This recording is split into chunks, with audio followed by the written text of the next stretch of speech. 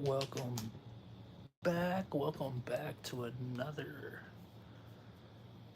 video. As I want to preface this, as I do a lot of times with a lot of the videos that we do, I just want to say thank you all, like right off the bat. Um, you guys are helping me like achieve a dream that I kind of thought was down in the wayside. Um, like with the support of all of you guys and everybody like coming to my page and like the positivity has been really overwhelming, to be honest with you. But thank you again, everybody that just fucking taps in for a little bit. Even if you tap in and go and you've been here, you come here. You know, I appreciate that. It's because of you guys that we're able to do this and we're able to bring this channel to greater heights each and every day. I couldn't do it without you guys. So that being said, we're gonna go ahead and get started with this video.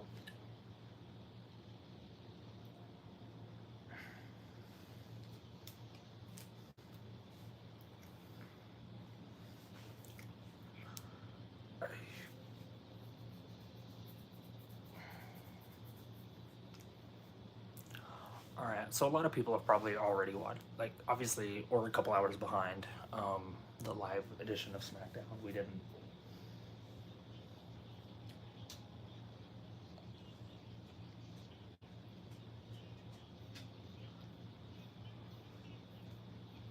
Hello, baby.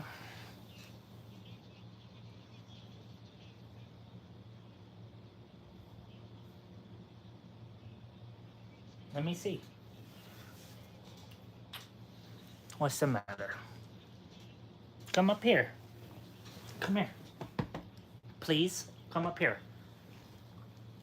Luca, come on.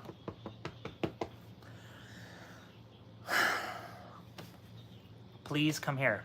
Luca. All right, we open up SmackDown talking about Backlash. We're in Cincinnati, Ohio for tonight's edition of SmackDown.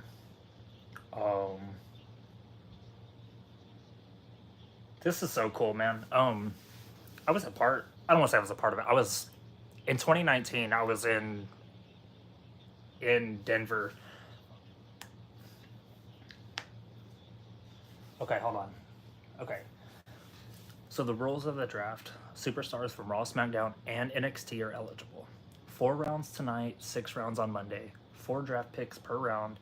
Champions on each brand are protected. So that means none of the champions are doing that whole bullshit where they switch brands and do a stupid ass title change ceremony, which starts their their title reign over and all that bullshit like they did before. We're not doing that again. SmackDown goes first tonight. Raw goes first on Monday, and May 6th is the lock for the rosters. So.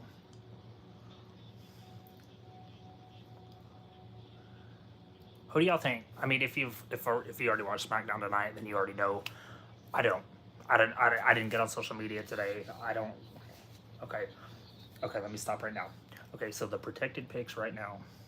So Logan Paul, Grayson Waller, Austin Theory, Bailey, and Cody Rhodes. They're staying on SmackDown. That's not changing. They're not moving. Nothing's happening there. R-Truth, Miz, Sami Zayn, Becky Lynch, Damian Priest, staying on Raw. They're not changing. They're champions. They're all protected, which is cool because in years prior on the draft, they would, you know, like we were talking about a second ago, they did that bullshit where they're like, oh, your women's champion is now, your SmackDown champion is now on Raw and your Raw champion on SmackDown. And they did that awkward title change where it was like Bianca and Charlotte or Bianca and Rhea or somebody. And they just like came to the other show and like switched title belts. And it was like a whole fucking stupid thing. It was, I thought it was retarded. Like I had no interest in that whatsoever.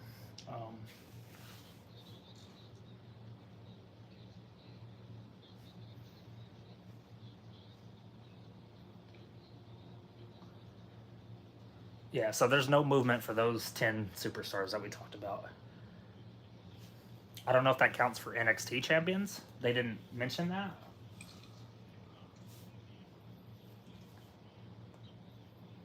I think I see.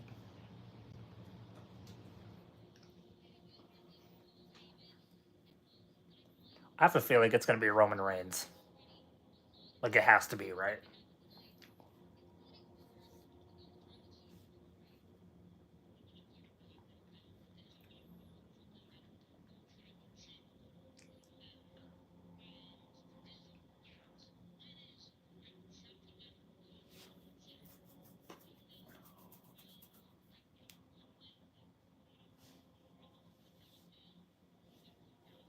Okay, so Roman Reigns actually.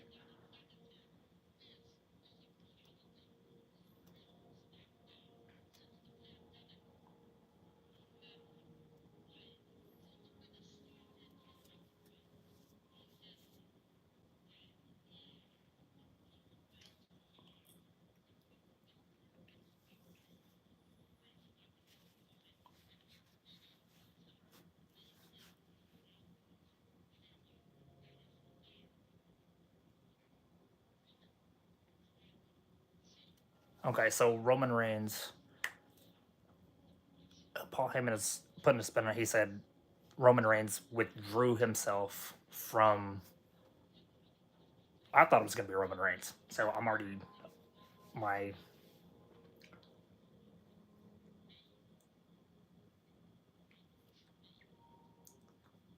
So apparently Reigns isn't going to be drafted. Like he fallen.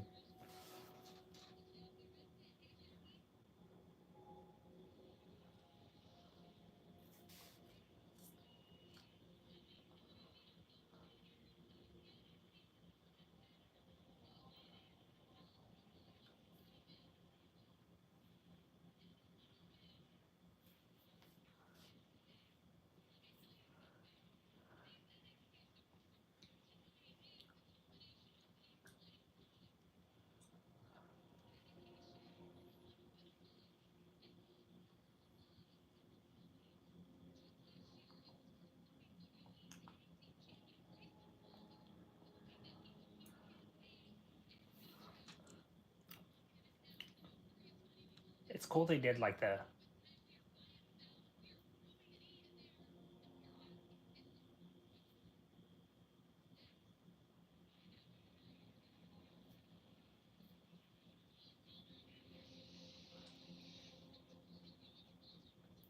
Okay. So the so the eligible draft poll for tonight shows Ivar, Chad Gable, Randy Orton. It's only showing Raw guys. It looks like mostly, mostly. It's got the club, Gallows and Anderson, Cedric Alexander, Zoe Stark, Braun Breaker, Sheamus, Nia Jax, AJ Styles, Jey Uso, Seth Rollins, Solo. All right. Oh, and Paul Heyman's on there too. Interesting.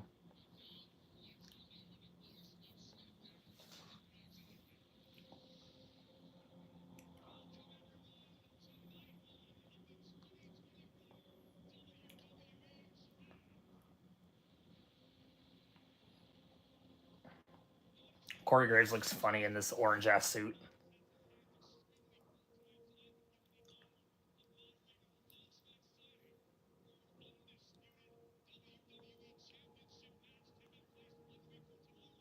Oh shit! Backlash is next Saturday. For some reason, I was thinking we had a little bit more time before that came through.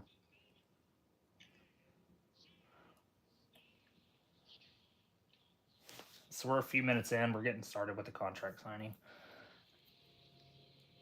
which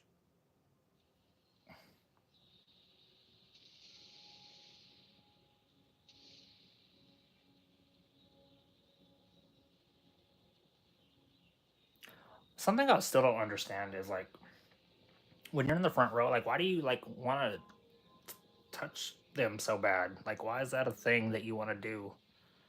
And to be fair, I used to be like that. I used to be like kind of like that, and then I thought about it. I'm like, this is weird, right? Like, is it not like being? I don't know. All right, he's milking his entrance like always. Let's get on with it. It's an interesting setup for the contract signing. They have two tables. They have Cody Rhodes at one table. They have AJ Styles at another table. Corey Graves is like moderating. He's like standing in the middle of the. Because I can't show too much of it for obvious reasons, but.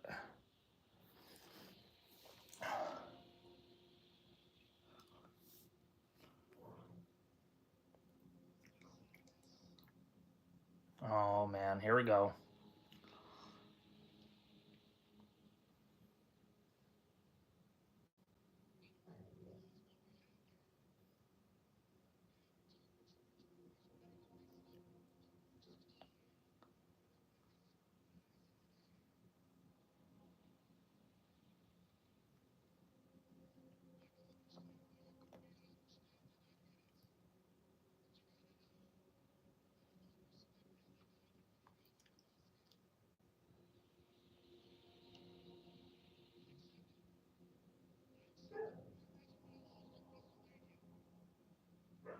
Woo!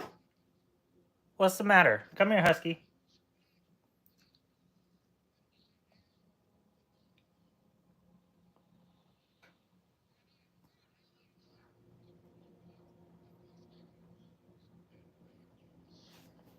Two former leaders of the Bullet Club, gonna be going one on one for the title.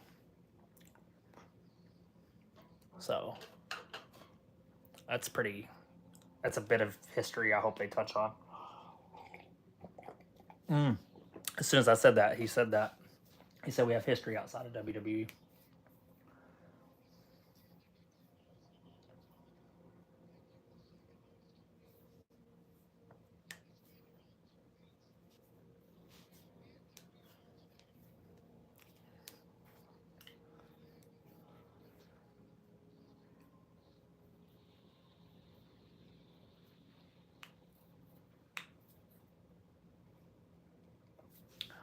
In a sense, like it kind of would suck to be Cody Rhodes, like, because every time you come out, every single day you go out, you're reminded that your dad's dead. Like somebody has to bring it up every time. Like, oh, your dad's dead. He taught me a lot, but he's dead now. Like,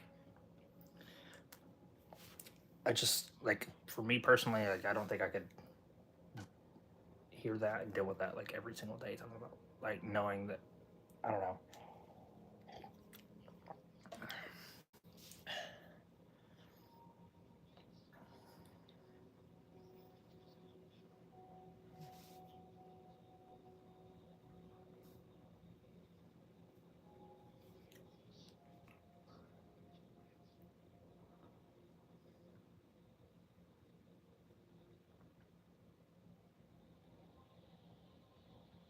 Okay, AJ put his name down on the contract.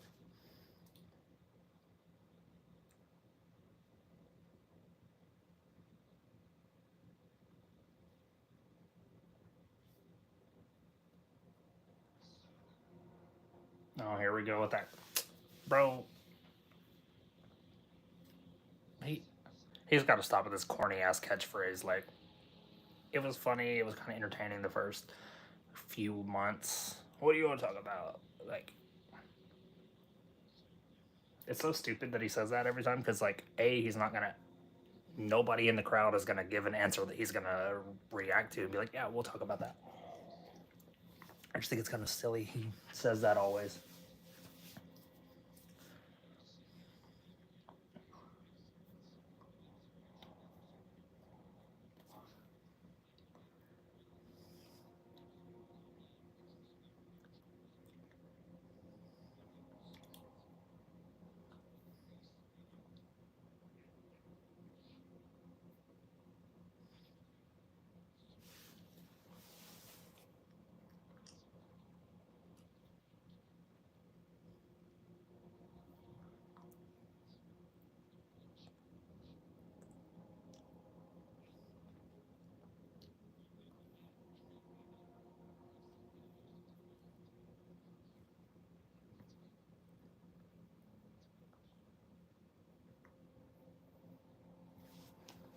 It's not about winning the title, it's about keeping it.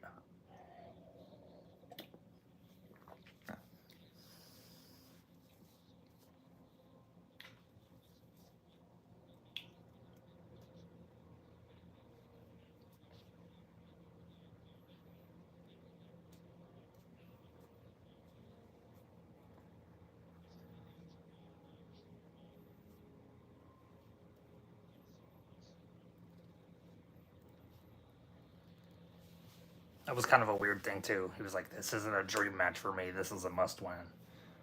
Like, to be fair, I wouldn't necessarily say Cody Rhodes and AJ Styles is a dream match. Um, Considering their legacy and like what they've done with the Bullet Club outside of WWE, New Japan, all that shit, I can I understand it, but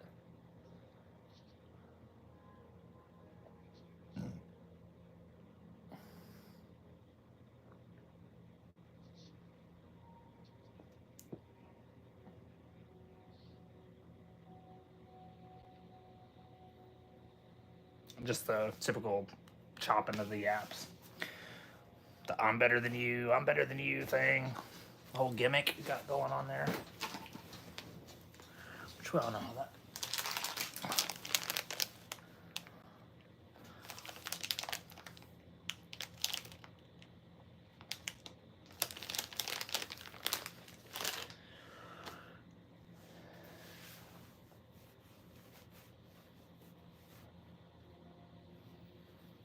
Okay, this was.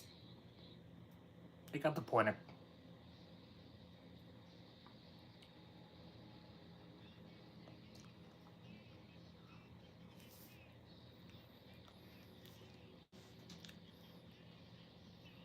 Okay, so it looks like Cody Rhodes and Triple H are gonna do the first thing here. Hi, baby. Let me see. Luca, what's the deal, bud?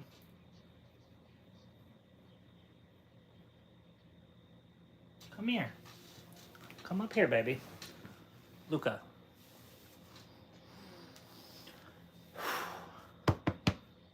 This dog stresses me out sometimes.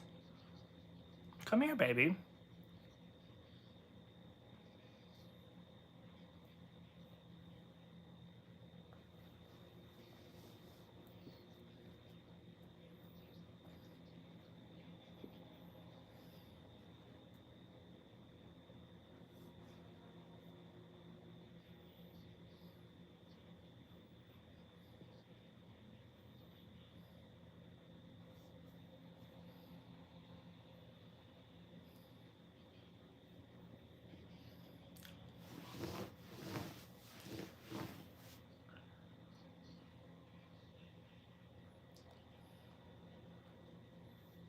Okay, so Cody Rhodes is gonna do the.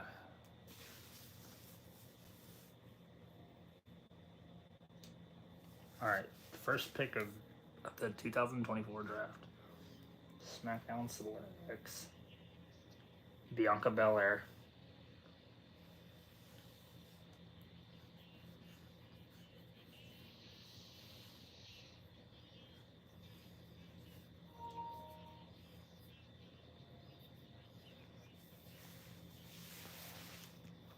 Okay.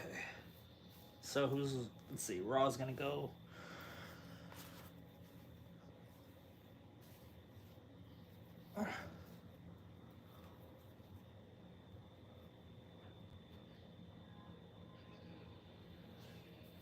Okay.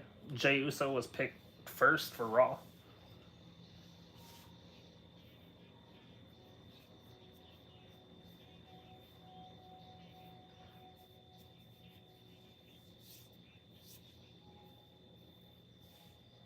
Okay.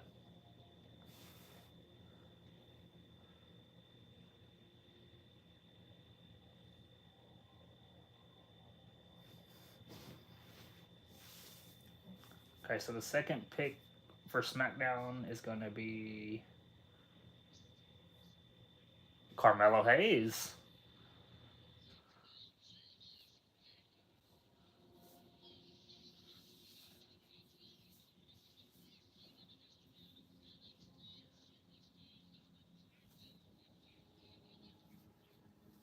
Oh, okay. So Carmelo getting drafted was the first time that an NXT superstar has been drafted in the first round of the draft. It's a pretty cool thing. Where you going, baby? Come here. Let me pet the husky. Let me pet the husky. Come here. All right, the first round, final pick for Raw.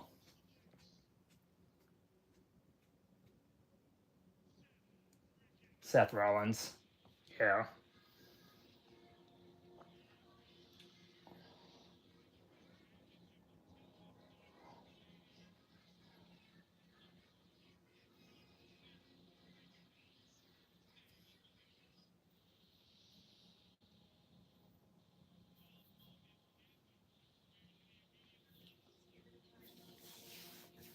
Round one, SmackDown gets Bianca and Carmelo, and Raw goes Jimmy and Seth.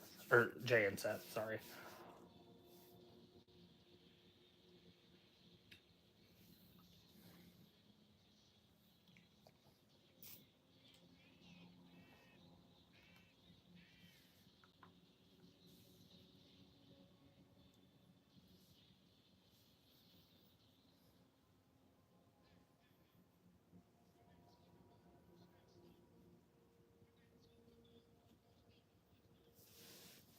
Melo come out.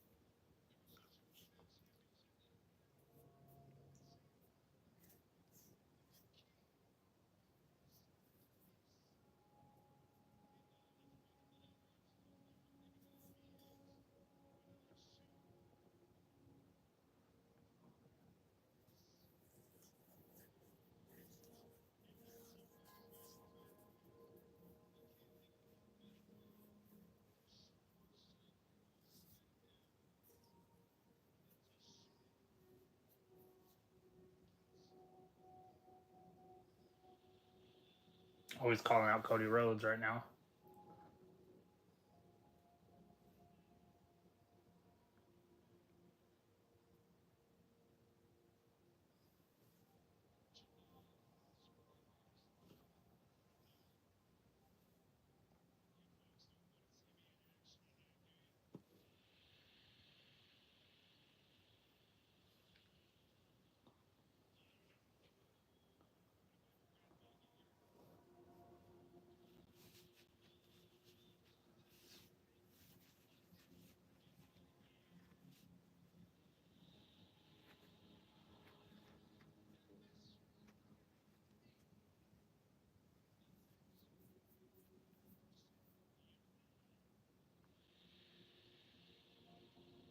I think we're gonna get Carmelo Hayes and Cody Rhodes tonight on SmackDown.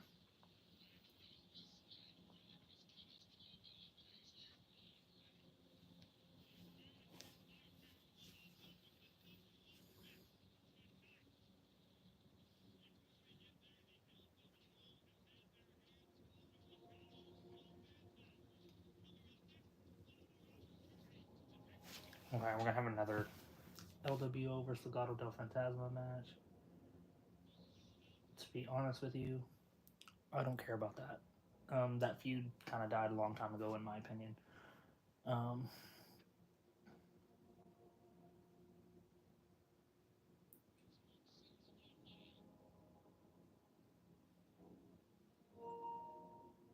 oh shit. Okay, so the LWO got the victory.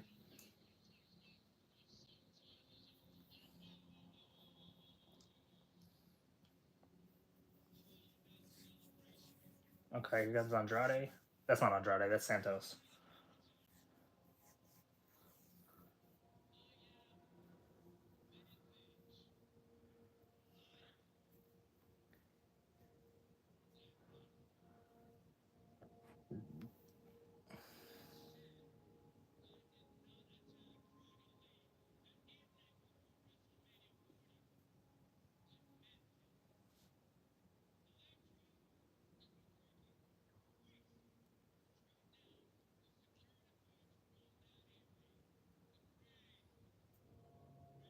Oh shit.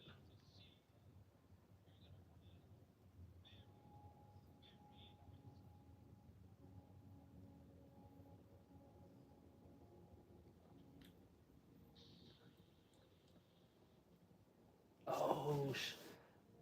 So y'all remember at WrestleMania when Dragon Lee was supposed to team up with Rey Mysterio, but he got taken out, and then Carlito took his place.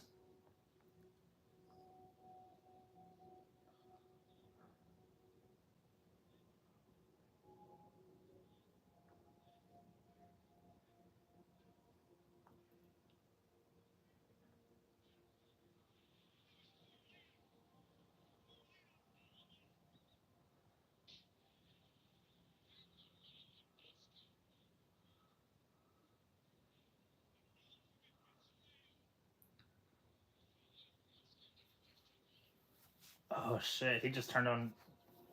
So they showed the security footage of Dragon Lee getting jumped by Carlito, and then Carlito, he was.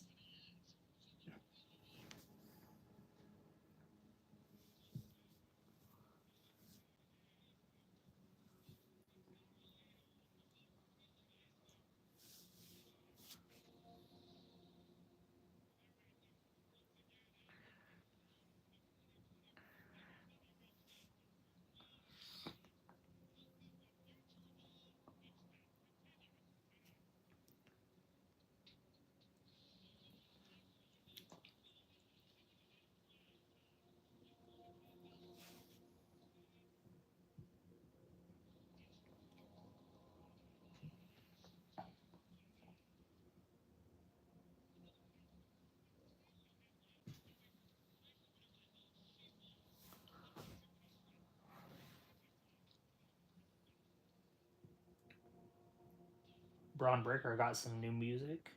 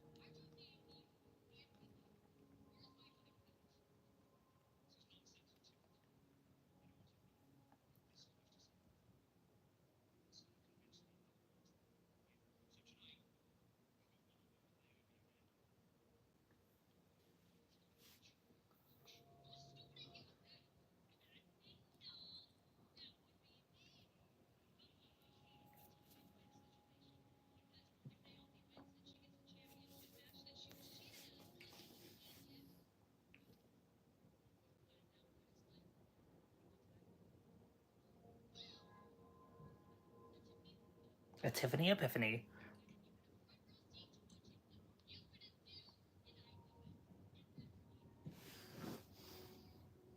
Toodles.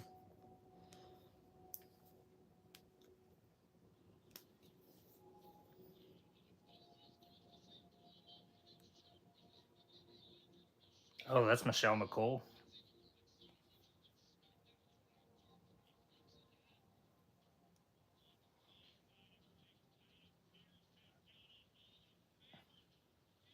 So Michelle McCool and Tori Wilson are gonna unveil the next round of the draft picks.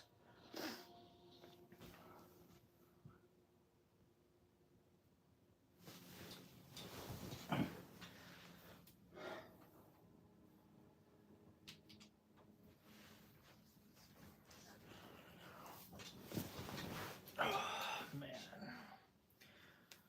I'm so exhausted, and I'm not even like kind of close to being where I need to be. So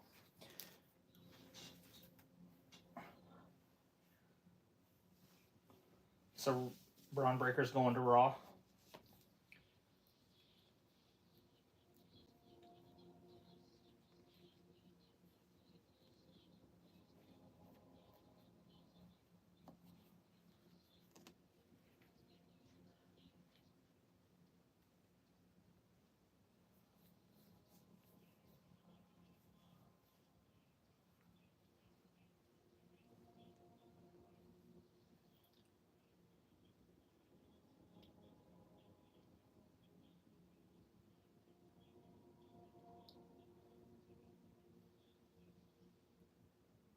Oh, Randy Orton was drafted to SmackDown. I guess I missed that part.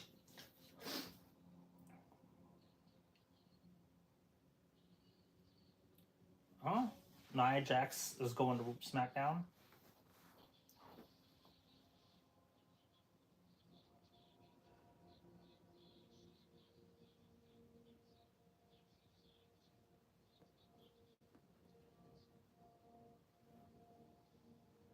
Okay, who's Raw gonna select?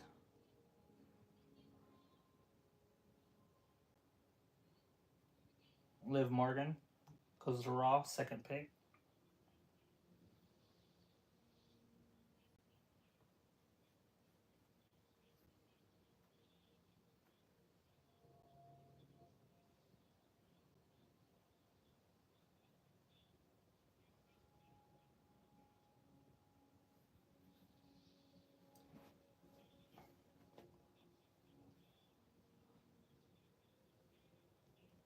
Yeah, Randy Orton stays on SmackDown.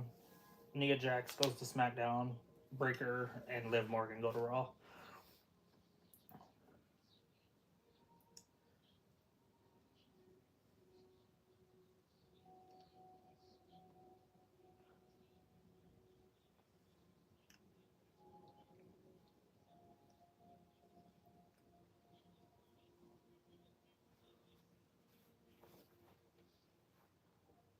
That is kind of interesting too that they haven't like jumped on getting the bloodline.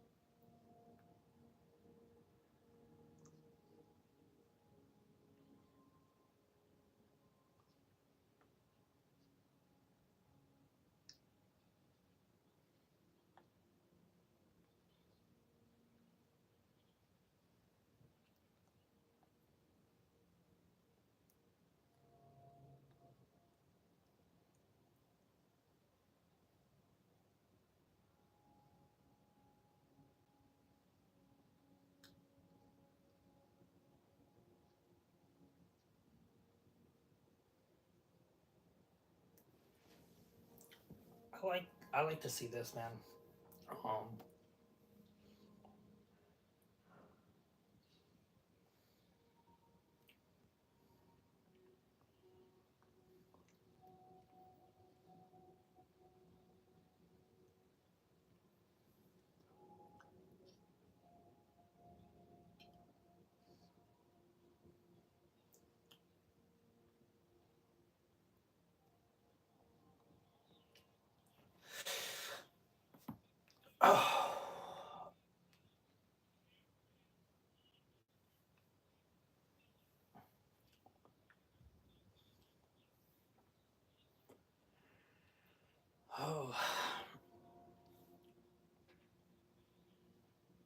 So Solo and Tama Tonga were arriving at SmackDown, and Solo was asking Paul like, "Oh, what happened? Did we get drafted? Blah blah blah, whatever."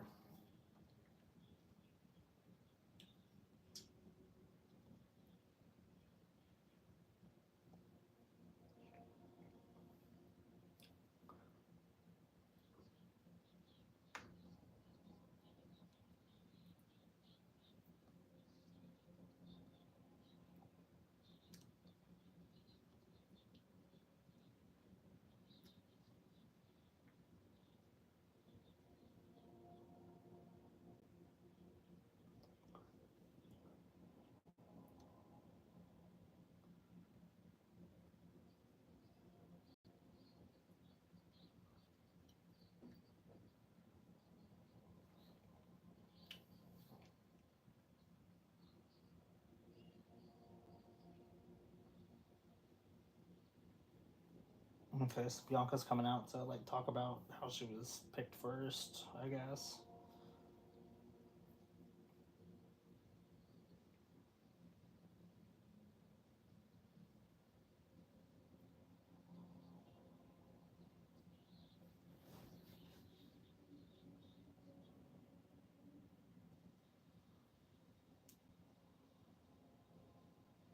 I think I missed something about the women's tag champions, because they didn't say anything about damage control. I think they did say that the women's champions will be brand movable, I guess.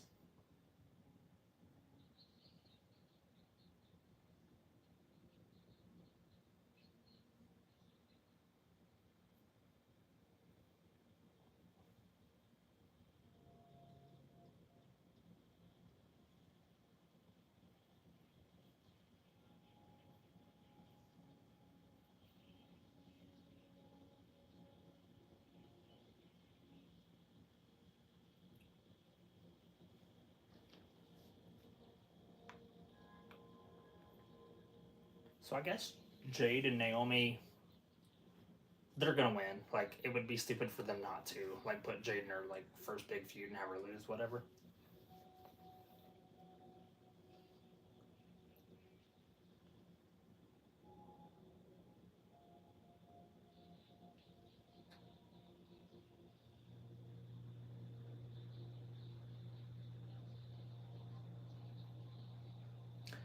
I, I don't know what it is like with Triple H, and maybe I'm like looking into it too deep. But like, why is he always like?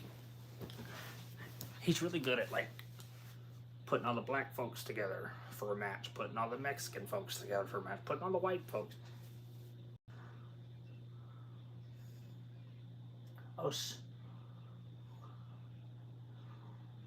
what is the? Okay, so they keep referring to Tamatonga as the MFT. Like, what is that?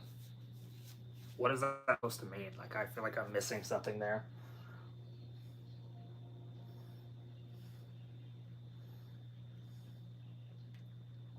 Dude, I'm loving what they're doing with Solo right now.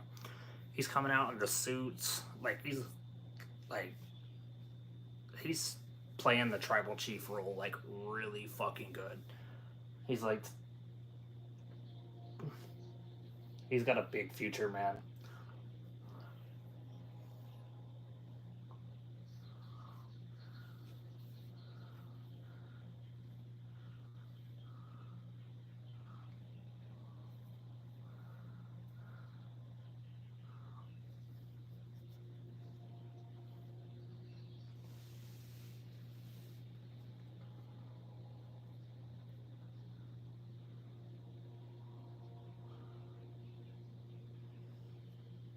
Randy Orton's coming to.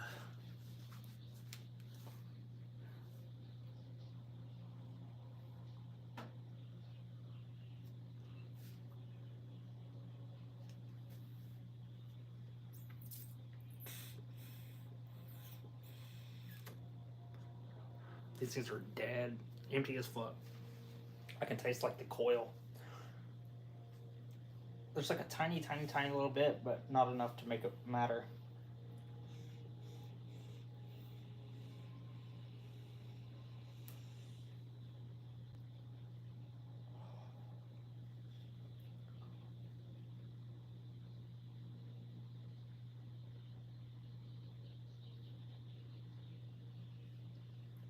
So I think we're gonna get Solo and Tamatonga versus Orton and Kevin Owens, either on SmackDown like next week or Backlash, somewhere soon.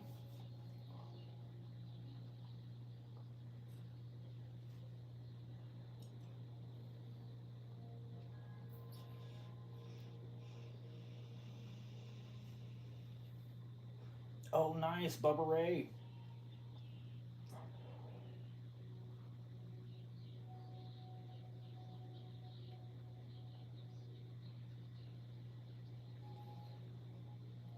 Oh, dude, this is sick. Devon and Bubba Ray are about to do the next presentations for the draft. That's sick, dude.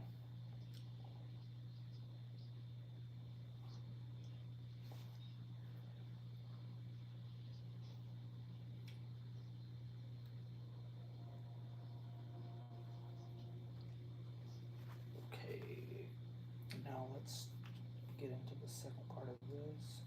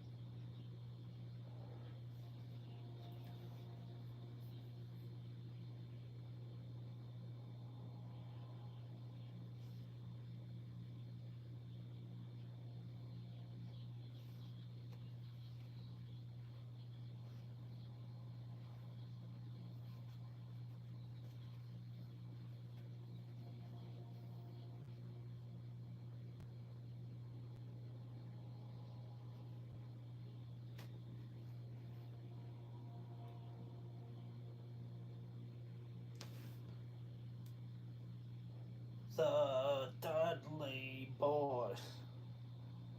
Seeing them both come out together is like a. I'm feeling good right now, you know?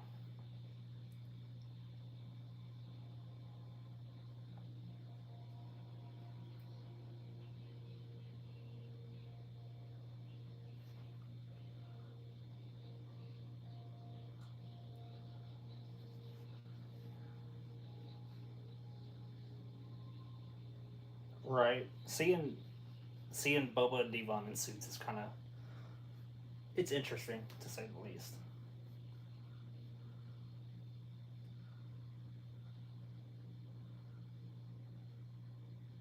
All right, so we're gonna start. Oh, dude, they're doing an ECW chant right now. Dude, that promotion is never gonna die. ECW is gonna live on through the annals of history forever.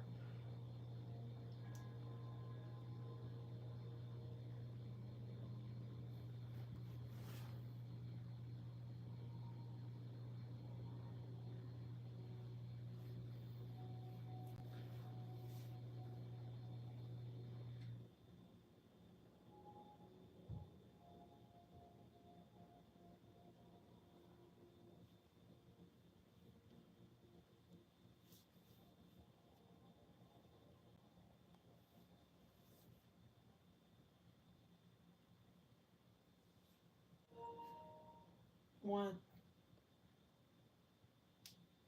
What's the fucking deal? I think we're having some technical difficulties. This may have to. Dude, I don't want to do a second video. I want to get it all done right now, so I don't have to do it. And realistically, honestly, I'm kind of looking forward to taking a little nap.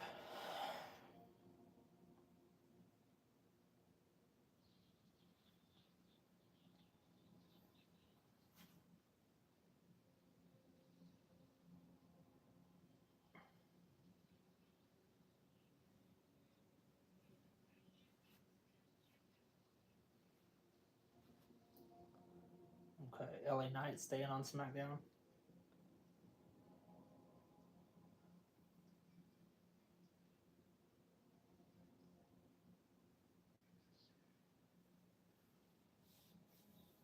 Ricochet's staying on Raw.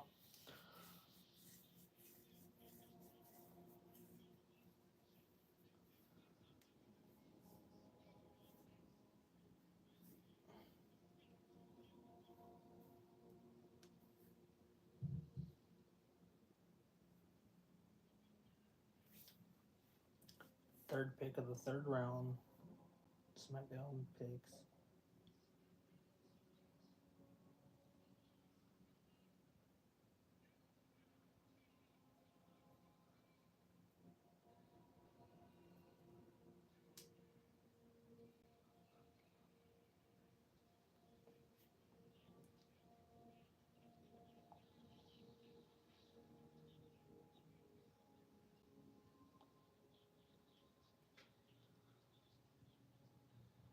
The Bloodline drafted to SmackDown. Acknowledge your tribal chief. I don't know. Reigns ain't on SmackDown, but the rest of the Bloodline is so far. They didn't say nothing about Jimmy. Well, because he's not in the Bloodline no more, I guess. Oh, nice. Sheamus going to Raw.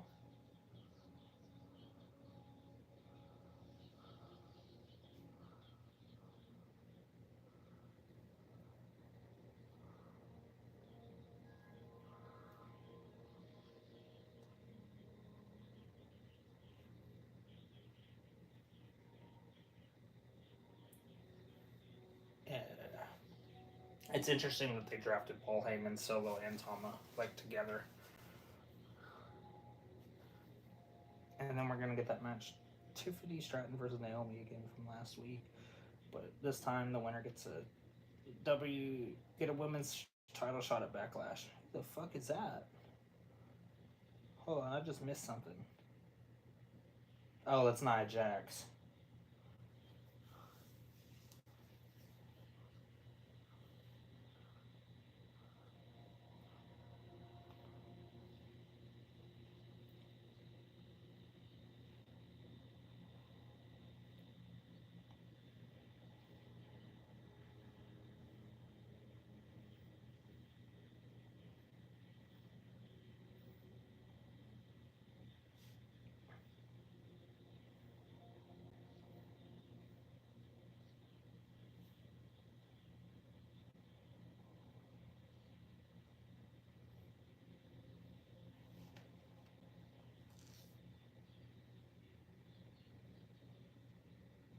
So did she win or did Naomi win?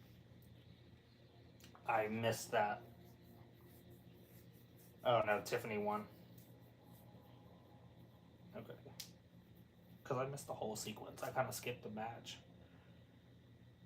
Because I didn't really care. And I was like, damn, I missed something. But Tiffany Stratton won, so she got the title match. She got the title match next week at Backlash.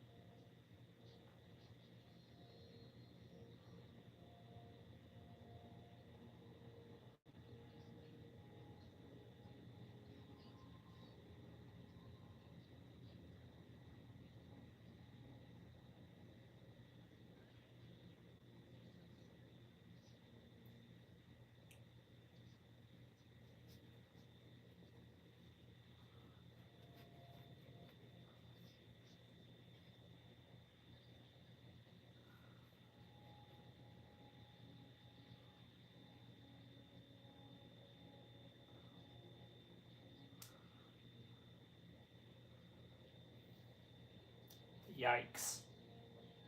Oh, playa. Here comes Teddy Long, baby.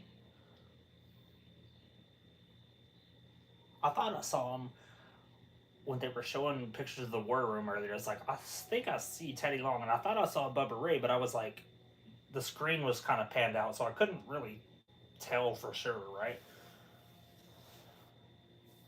So JBL and Teddy Long are about to present the next rounds.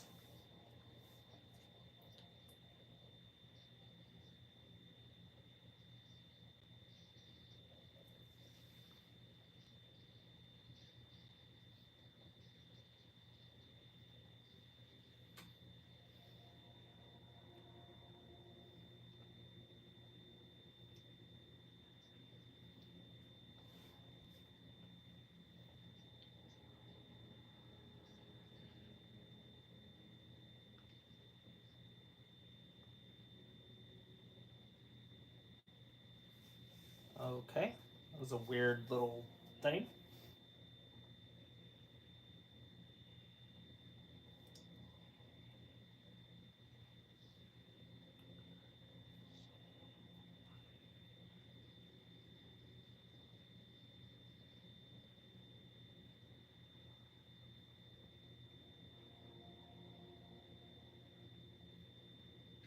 I bet he's gonna say something about going 1-on-1 with the Undertaker.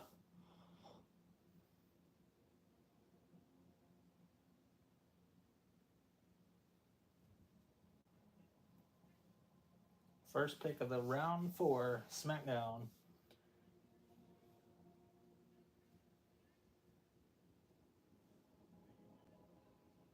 AJ Styles.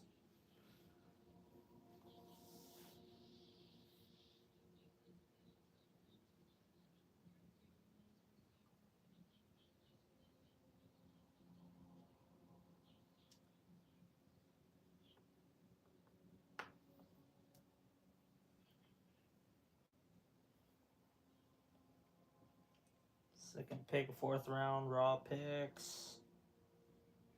Chad Gable. Otis. Oh, the entire Alpha Academy. Which that's kind of weird considering how Chad like ran him down last week.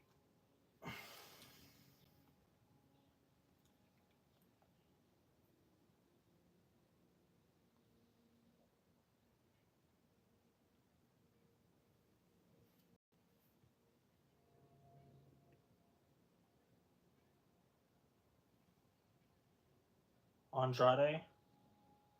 It's a pretty surprising pick.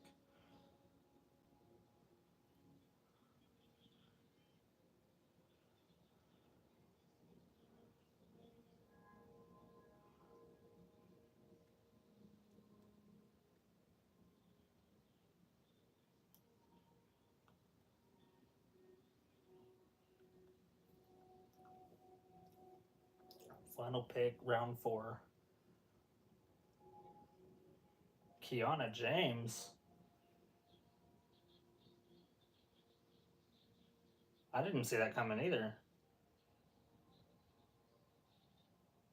Like, that is kind of weird. Like, why?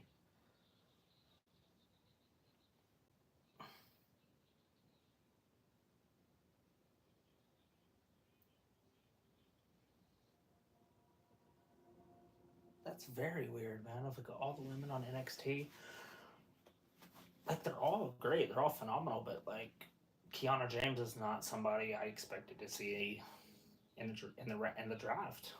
I just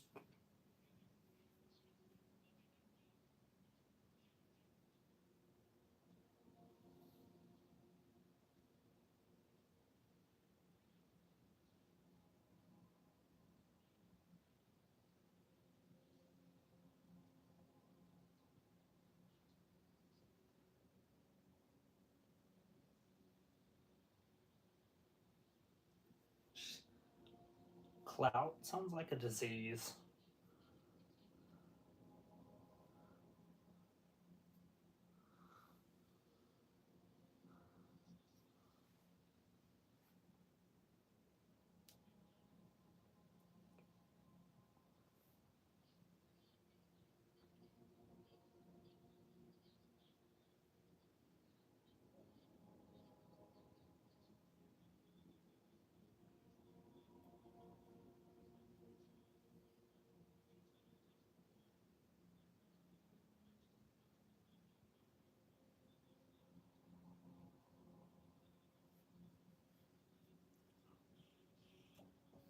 Oh, Bailey, Tiffany, and Naomi get the.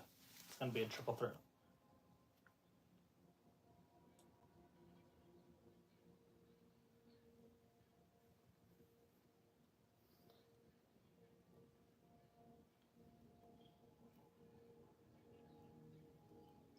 I knew it. I called it. I called it like 20 minutes ago that they were gonna that tag match was gonna happen at either SmackDown or Backlash, and it's happening at Backlash. Tamatonga, Solo Sikoa versus Randy Orton and Kevin Owens, which obviously like we all knew that was gonna happen if you're like paying attention at all. Like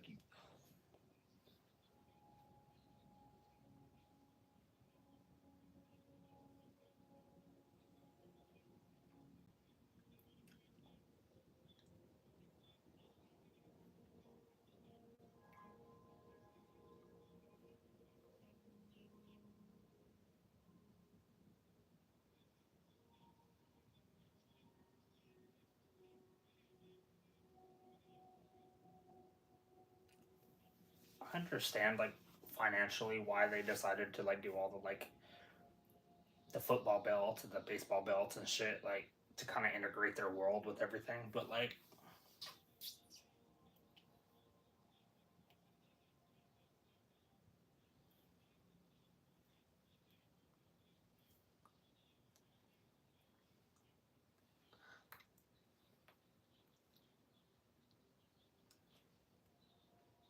so what's the point of them doing a face to face if they're doing the contract signing?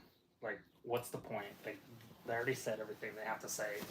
There's nothing left really to say.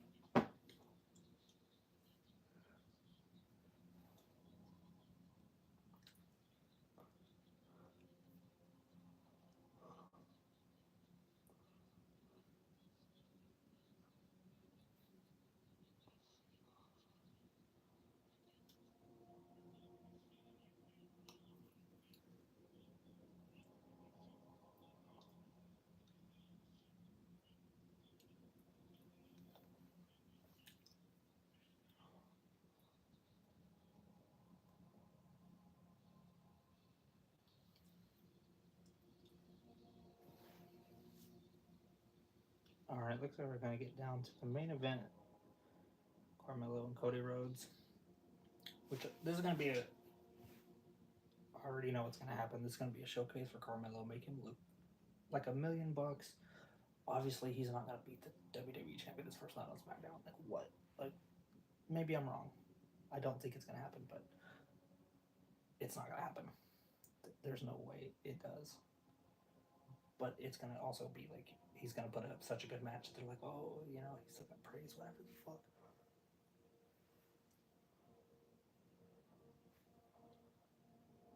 Hmm.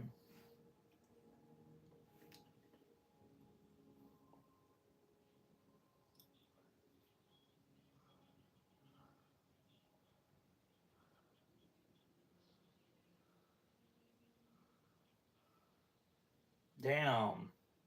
He landed on top of his fucking dome on that crossroads.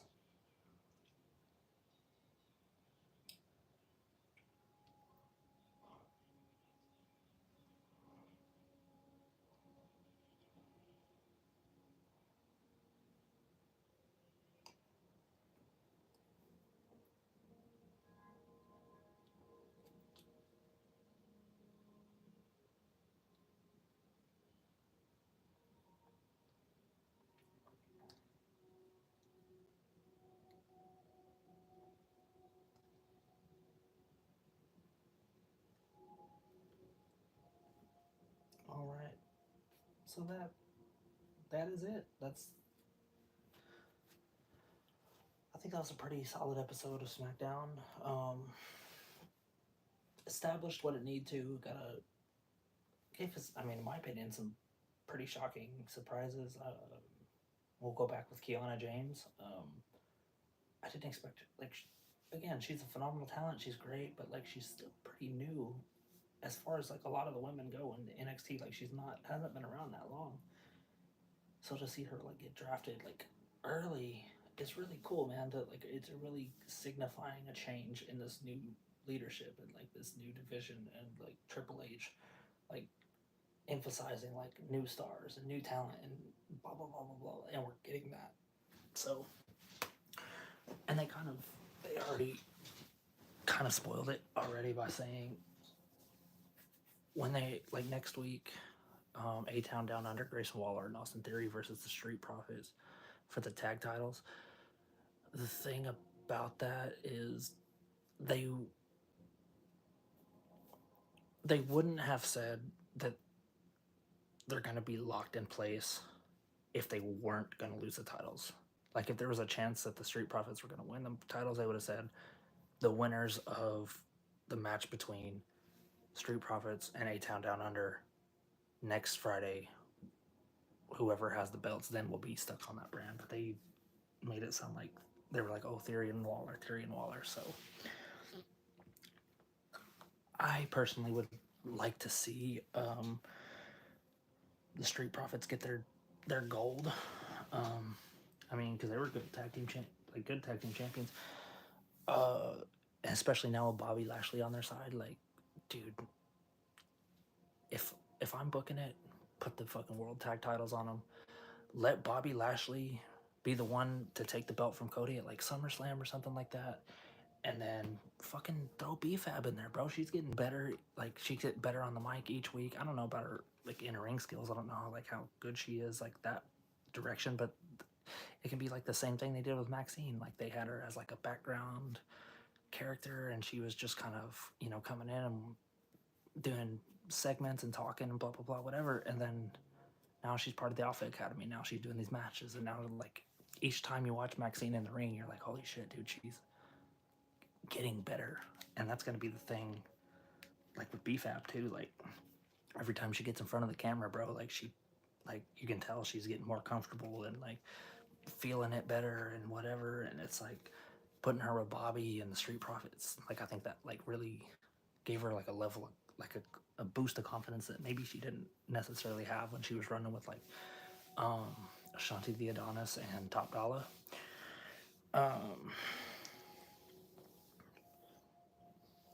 But it's still kind of weird. Like maybe, like I said, maybe I'm looking too much into it, but the way Triple H kind of like segregates everybody together, it's kind of funny in a way. But like at the same time too, it's like you kind of like come on now, you kind of expect it at this point. Like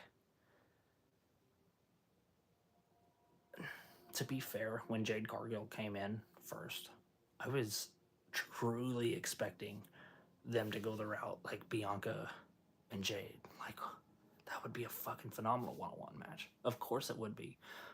But I didn't even think about this side of the coin and the fact that those two powerful dominant women together like running roughshod over the women's division.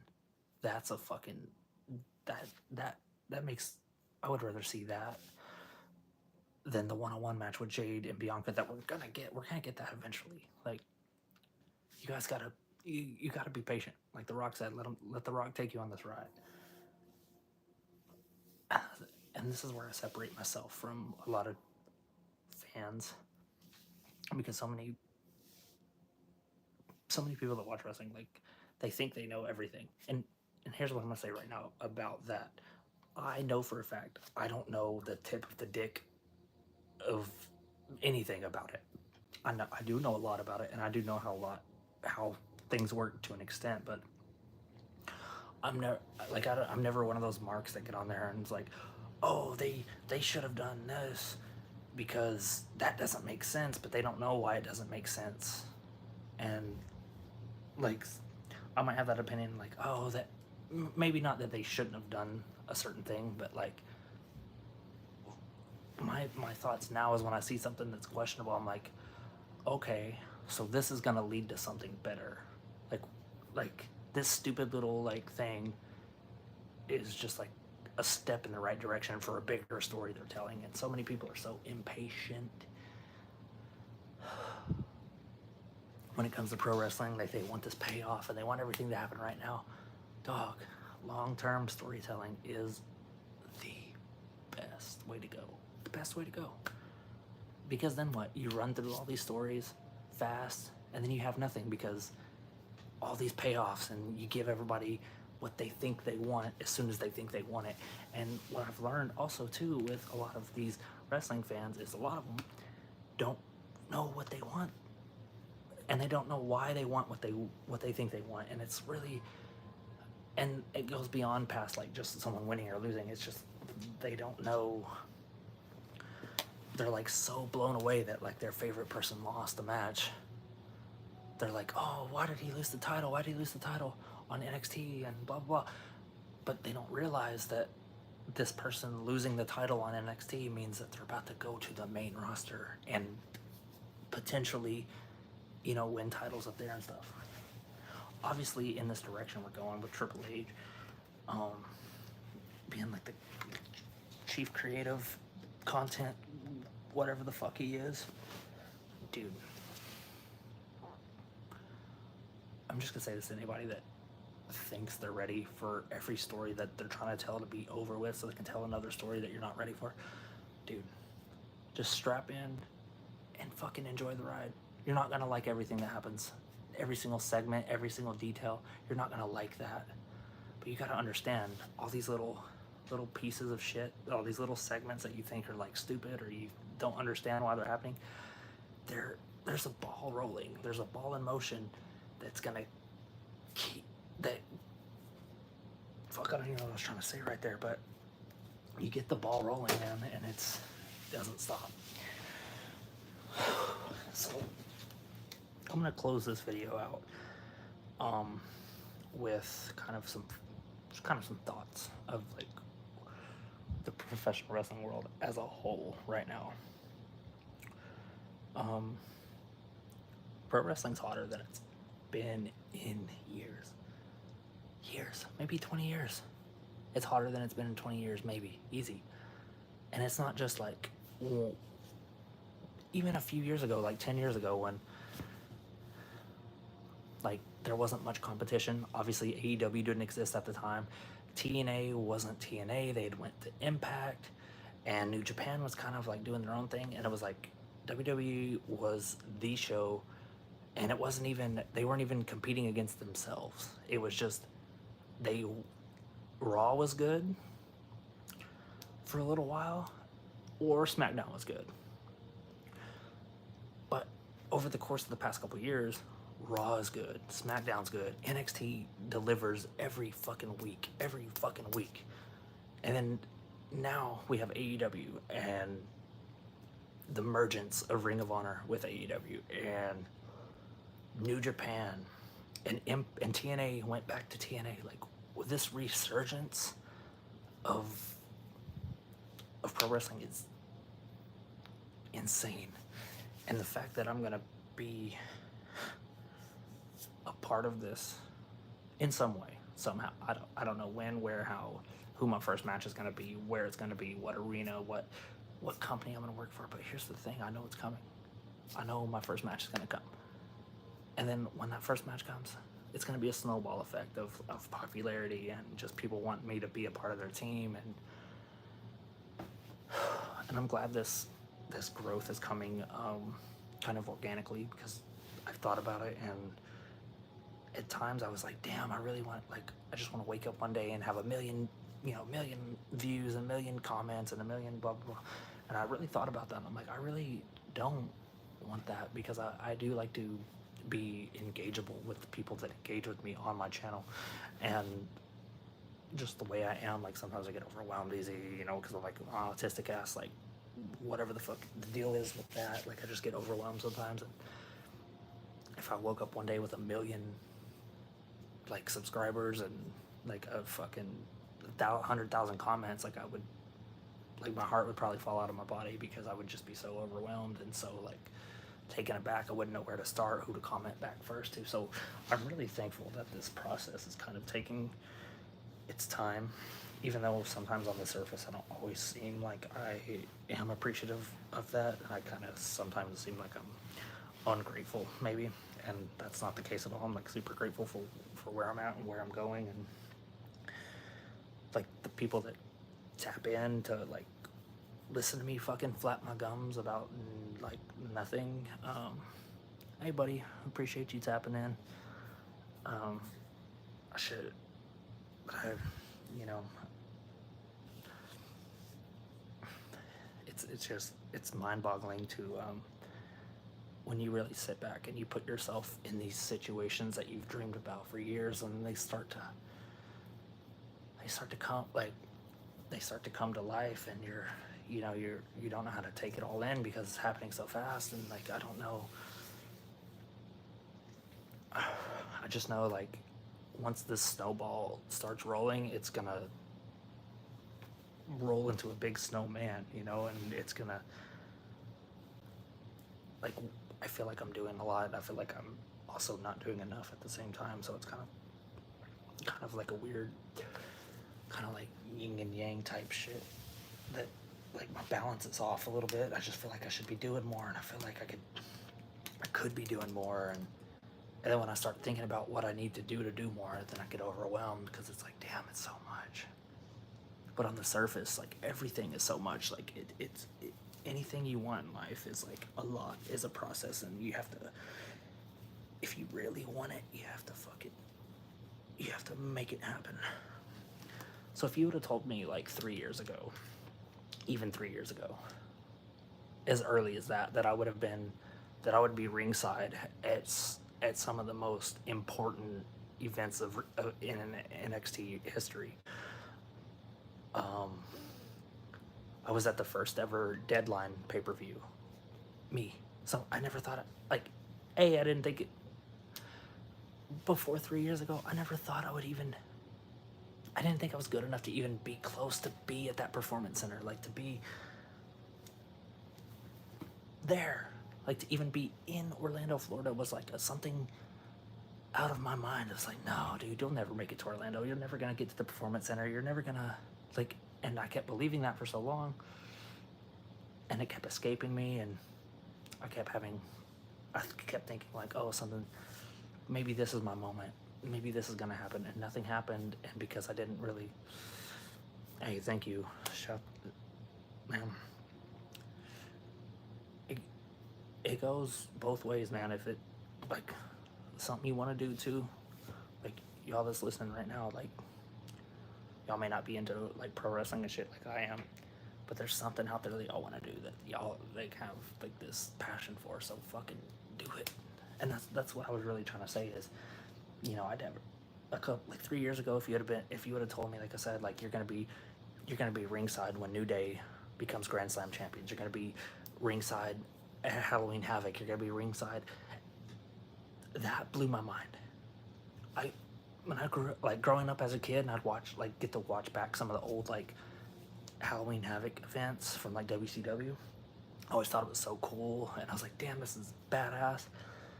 And then WCW got bought out, and then that was not a thing. So like that dream of like being at a Halloween Havoc died for many years. And then NXT revamped it and did it, and everything aligned itself out the way it did. And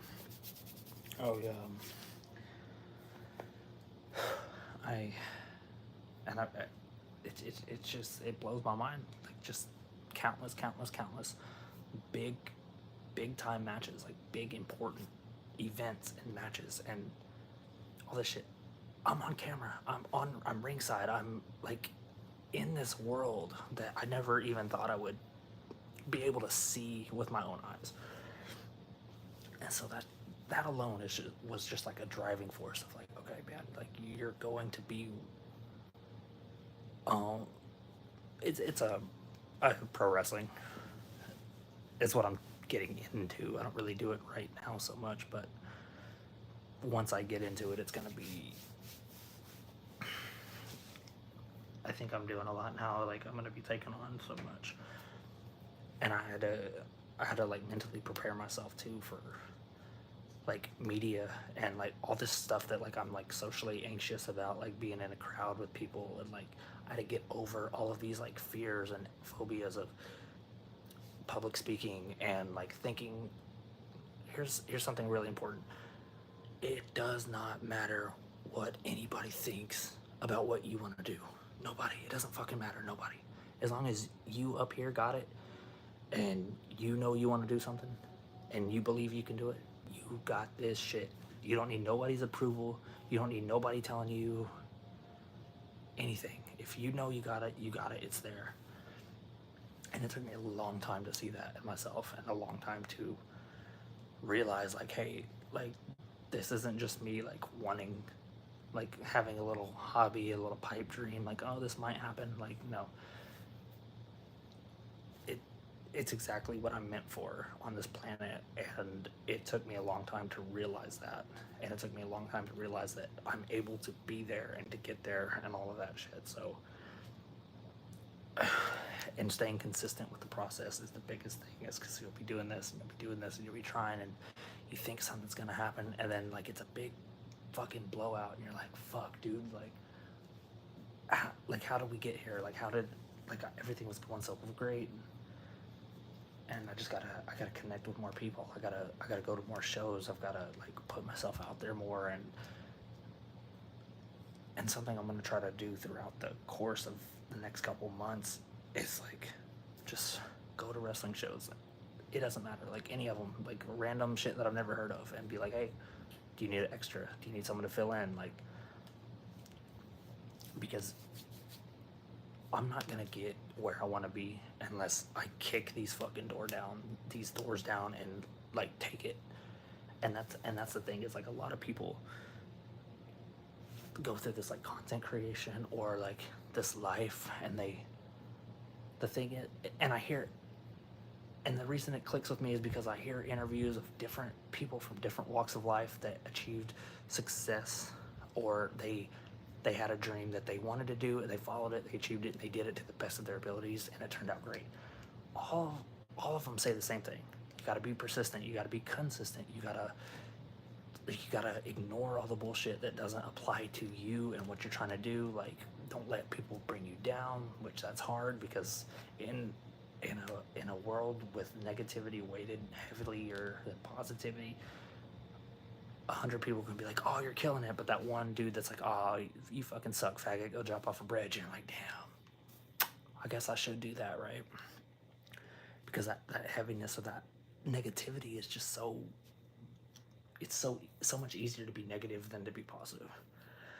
And you have to be like twice as positive to like outweigh the heavy negative, right? So it's a weird process, but they all say the same thing. Just don't give up on yourself. Like, you never know when it's gonna happen. And that's what I gotta keep in the forefront of my mind, is like, today I'm on my peasant shit, and like on some bullshit, and like the past few months have been kind of rough, and I'm, it's whatever. It's nobody's fault, my own, because of that. But I just know like it's all part of the process. Like, and then I'm like mentally preparing myself too for like when that day comes, like when I finally get the call to be like, hey, we want to give you a tryout, or. And this is a lot of like all these emotions and feelings and thoughts and stuff, like it's stuff I didn't even think about. So like if I would have tried this like 5 years ago, I would have been thrown under the bus, ran over, flattened, spit out, and I would have hated it.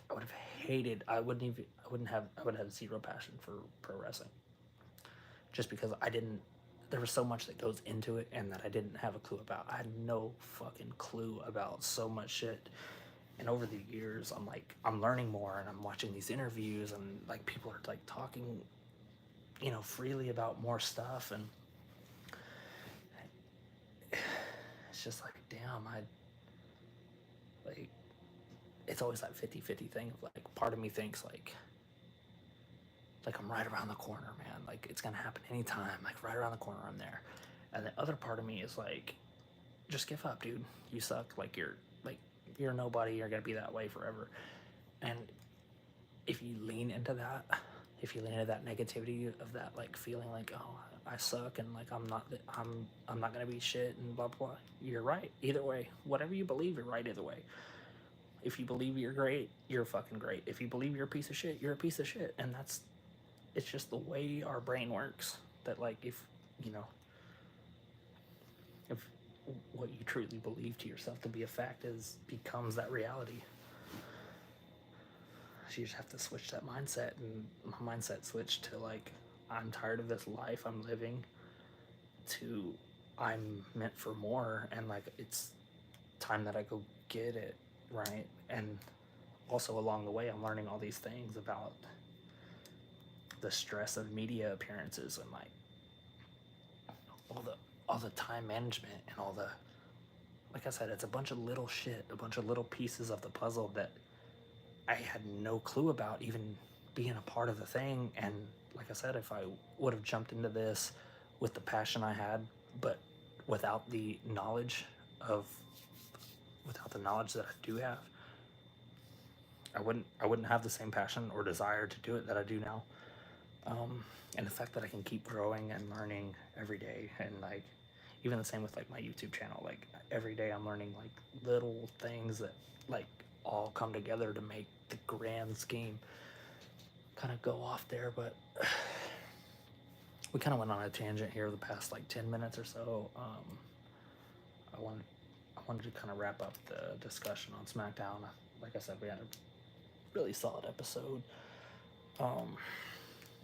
Some good draft picks in play, and you know, a good the draft episodes are never really like action packed as far as like memorable matches or things like that, but like they're cool. They're cool to be a part of, because that was another thing too. Is in 2019, I think I said this a little bit earlier in the video. When they did the draft, the Raw, that year that they did the draft, it was in Denver, Colorado, and I was there. I was like in the arena for that, so it was like another one of those little pieces of the puzzle where it's like, yeah, I'm meant to be here, I'm meant to be a part of this somehow. And then it's just, and once I moved to Orlando, and I started like, it just kind of like fell into my lap. I saw like an ad, like an NXT ad that was like, oh, you can sign up, get a ticket. I'm like, no way they'll choose me, right? And then surely enough, I started, you know, get an email, then get an email every week. And it's like, and I started going constantly, and then I stopped going for a while because I just felt like it was kind of frustrating, because it was like, I know my time is coming, and like watch and seeing people in the ring that like, you can tell when people have no passion for it. Like there's been so many people that's came through the doors that are just like good athletes, and they want to try to turn them into that because they're good athletes, and that's great. But if you don't have a passion for it, and if you don't want to be there, like the people that watch it and observe it frequently can tell that. I can spot that shit a mile away, of like people like that have either like never, or like super new to wrestling, or like you can tell they were from a different athletic background, or you can you can even tell like if they're in it or not. And it's just like bothersome when you're sitting there and you're like, I have more passion in the tip of my dick than most of these people have in their entire existence, and they're out here and they're flopping and they're failing, and it's like, I could do so much better than them. And not all of them, that's not all of them, it's just a handful of people throughout the time, right? But I'm sitting there thinking that and then every time, and then it's a process to go to the show. And we've talked about that in another video, where it's like, sometimes I get rained on, sometimes I get sunburned, sometimes it's just like dealing with stupid people, like just waiting in line forever to wait in another line. You wait in line for fucking 2 hours to get on the bus to go to the performance center, to wait in a line for another 30-45 minutes to get through security, and then you get, then they check you in and you go to your seat, and then it's like another 30-40 minutes depending on when you get there that you're waiting before the show to start. And it's just like a bunch of waiting. And that's not me, dude. There's so many people that are like really good at being fans, and they're great fans, and they're the reason that NXT is what it is. I'm a huge fan, but above that, way more, I Like, I know I'm meant to be there. Like, I know I'm meant to be in the ring. Like, I knew this when I was 13, 14 years old, but I didn't really believe it. Like, something in the back of my head was like, you're meant to be there. And then that thought would be like, nah, you're not. You know, come through, whatever. But we're going to wrap this up. I know I said that a few minutes ago. We're going to wrap this up. I've kind of been going back and forth. The last like 10 minutes is not even really about anything that the title of the video is about. So yeah, y'all tap in Monday. We're going to do another.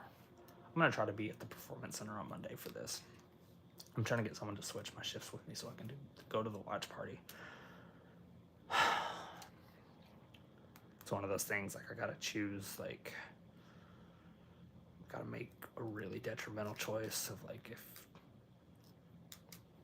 if I can't get a switch, do I call out? Do I just miss it and go, like, be a part of something that I want to be a part of, you know? Because it didn't look like there was that many fans. Like, because they showed the NXT arena and they showed, like, everybody's, like, the wrestlers sitting in the ring and, like, sitting in front of it, and then, like, where the crowd is, it didn't really look that full. So I'm like, damn, that would be such a cool opportunity to be a part of that. And I have the choice, I have the chance. Like, I got the email. It was like a last minute email. It's like, oh, you know, we're inviting you for the WWE draft party. The what? And then it's like, it's way different deal than it is normally for NXT. So I'm like, yes, I gotta do this. But people I work with suck, dude. Nobody wants to switch shifts with me. So I had to miss it tonight, but I don't want to. I say last night. It was last night, but I don't know. I'm hoping something pulls through. But anyway, I appreciate y'all tapping in, listening to the bullshit, and